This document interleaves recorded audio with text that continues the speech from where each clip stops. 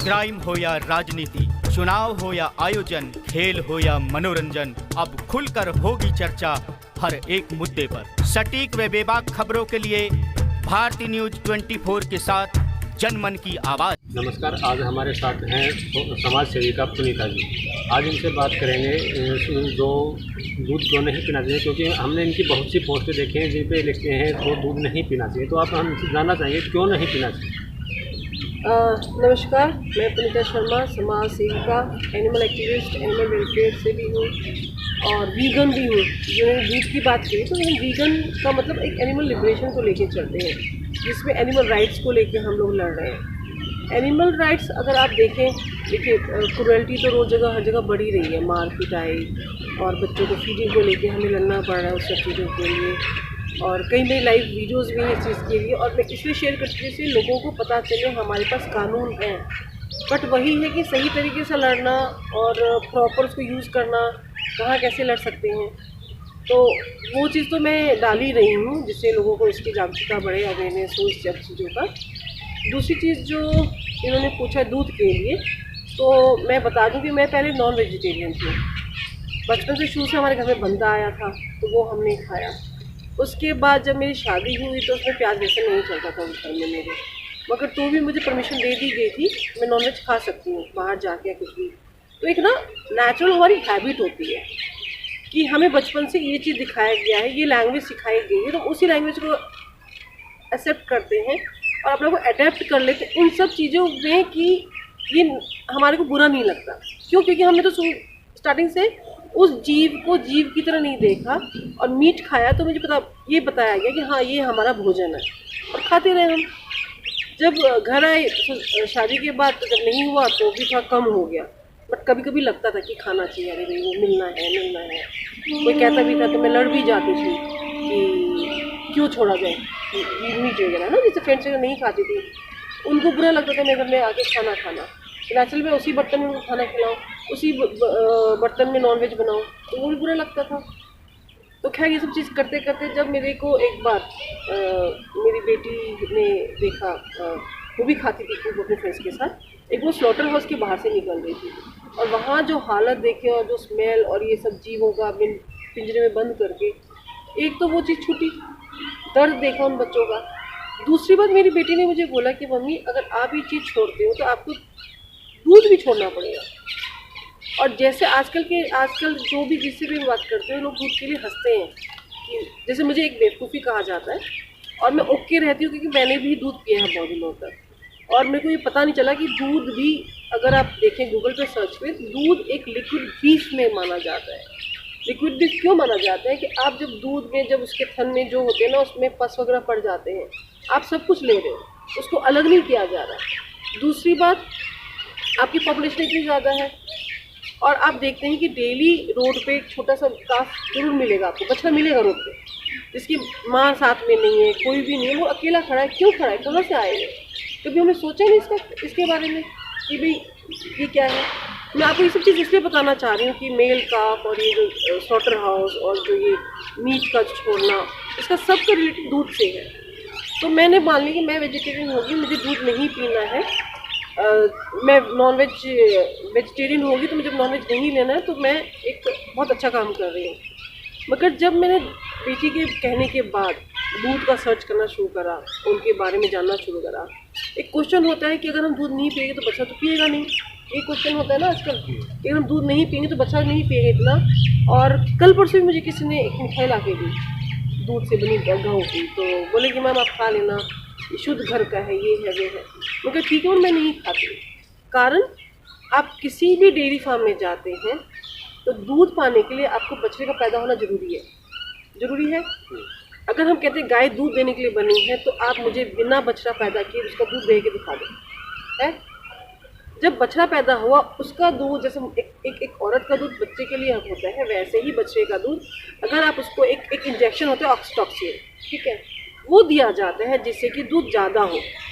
और जैसे एक माँ, एक मनुष्य जो एक लेडी में कहती है, ह्यूमन में होता है, उसका दूध उतना ही होता है जितने में बच्चे का पेट भरे। जैसे मैं एक माँ रही हूँ और मैं जब फीड कराती थी बेटी को, तो मैं एम्स में अपने बच्चे को दिखाने जाती थी। मैंने एम्स में पूछा कि मेरे बच्चे का पेट नहीं भरता, उसको ऊपर से खाना दे दें। बोले माँ उतना ही दूध होता है जितना बच्चे का पेट भर जाता है, उसको रोने दो, आप ऊपर से खाना नहीं दोगे। सेम एक बच्चे के लिए है कि बच्चे के लिए अगर 2 से 3 अगर आप उसको छोड़ दो, वो 1 बार पिए, 2 बार पिए, 3 बार पिए, तो उतना ही दूध होगा, क्योंकि एक नेचुरल प्रोसेस कि बच्चा जितना पीता है ना माँ के अंदर उतना ही दूध बनता है। ये ह्यूमन में भी है, ये जानवरों में भी है। तो जब आपको दूध चाहिए तो आप हर साल एक तो उससे बच्चा पैदा करवाते हो। और आज के टाइम में क्या है, जो बछड़े इतने ज़्यादा रोड पे मिल रहे हैं हमारे को, ये भी इसी का रीज़न है। सारे तो आपको वो नहीं मिलते काऊ जो दूध देने वाले हैं बछड़े, आपको मेल काफ हो जाते हैं, आप उनको रोड पे छोड़ देते हो, फिर उसमें से 10-20 में से आपको 5 ऐसे मिलते हैं जिससे आप दूध लेते हो। और एक जो इनका एज एवरेज होता है दूध देने का, जो स्टार्ट हो जाता है, उनको प्रेग्नेंट किया जाता है, 1 से 1.5 साल में वो दूध देने के लिए तैयार हो जाती हैं। वो खुद थोड़ा तैयार हुई है, उनको हमने तैयार किया कि हमें तो उनसे दूध चाहिए। और इतने लार्ज स्केल में कभी दूध नहीं होता, मैं मानती हूँ। एक मैंने कहानी भी पढ़ी थी, लाइक एक किसी की स्टोरी पढ़ी थी, फॉरेन का ही था वो, यूके का, कि एक लेडी थी, वो फार्मिंग में, डेयरी फार्मिंग का काम करती थी, मगर जब उसका अपना बच्चा हुआ, वो अपने बच्चे को फीड करा रही थी, और जो माँ थी जो उनके डेयरी फार्म में जो बछड़ा हुआ और बच्चे को लेके जा रहे थे वो लोग, उस गाय ने उस गाड़ी का पीछा करा। तो तब तक आपने ये तो सबको पता है कि बच्चे से अलग, माँ से बच्चे को अलग करो तो पीछे भागती है। क्यों भागती है वो?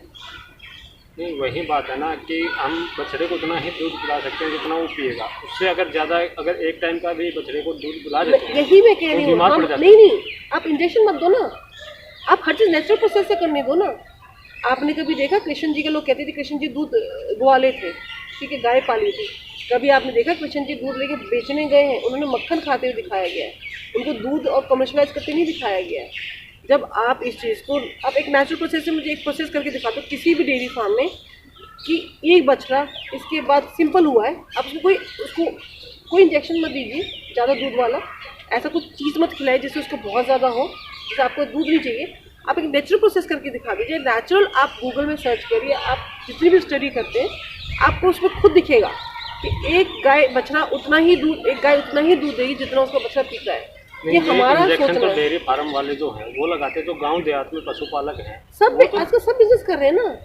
मेरी बहन जो अब देहाती के ना, मैं गई थी, हमें बिहार से हूँ, तो मैं हम गाँव गए तो वहाँ मैंने कहा दूध तो बहुत अच्छा होगा, दूध की चाय पिलवाओ। जैसे हमारा पहले था कि मलाई वाली दूध और अच्छी चाय, ताज़ा दूध, मैं खुद ताज़ा दूध की चाय पीती थी। और मेरे को ये आदत हटाने में, जब दूध की हमने कभी बंद कर देते हैं तो मेरे से नहीं छूटा। क्यों? क्योंकि मुझे आदत हो गई थी उस चीज़ की। और गांव गई तो मुझे गांव में ताज़ा दूध नहीं मिला, वहाँ भी थैली का दूध आया। बोले यहाँ सेम है।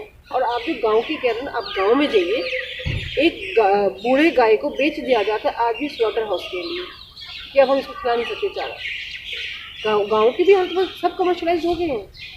अब बताए खेती कितनी रह गई है। जिस गाँव की हम बात करते थे, सारे लोग तो शहर भाग रहे हैं, खेती भी तो खत्म हो रही है। पहले और अब में एग्रीकल्चर फार्म तो बहुत कम रह गए हैं। अगर मैं ही किसी को कहूँ कि भी ये अपना, मेरी मेड को कहूँगी कि अपना बेटा मुझे काम करने के लिए दे दे, या मैं कहूँगी भी मैं फार्मिंग के लिए चेक कर देती हूँ, तुम रह रहे हो, तुम्हारा बच्चा मैंने संभाल लेगा, तो साफ ना करती मैडम, हमारा बच्चा तो पढ़ाई करेगा, कमाएगा।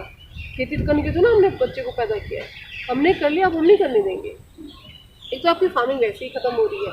तो गाँवों में फार्मिंग का ले लो या आप दूध का ले लो, हर चीज़ का चेंज हो रहा है। ये जो हमारा सोचना है ना कि हमने दूध एक्स्ट्रा आएगा और उसको हम करना है। चलिए आपको दूध आया, कितना दूध दे देगी? 20 किलो दे देगी एक दिन में दूध, बच्चे की पीने के बाद नहीं देती है।